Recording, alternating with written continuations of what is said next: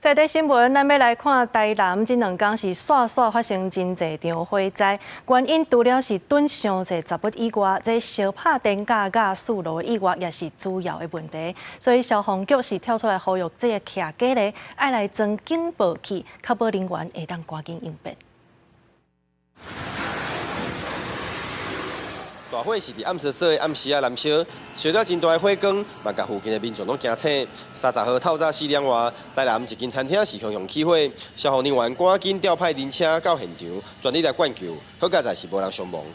起火的原因目前还在需要火调当中，但是它起火比较严重的地方就是在后面靠近有冷冻柜以及厨房的那一个部分，那个地方是。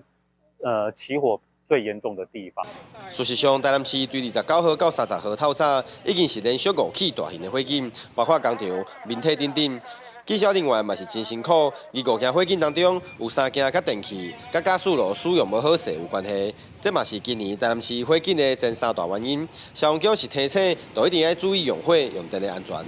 用火用电的不慎，还有煮食不慎，还有一个遗留火种，就是抽烟的部分。对于用电的部分，如果你有使用延长线的部分，一定要使用有认证、有 CNS 标准的。你在煮东西的时候，要养成人离火熄的习惯。另外，其中一件佫装有自体警报器，发生火警的时阵，马上就侦测到浓烟，嘛互侪位民众顺利来逃生。消防局嘛呼吁厝内面都一定要装设自体的警报器，减少人员伤亡发生。记者郑混淡报道。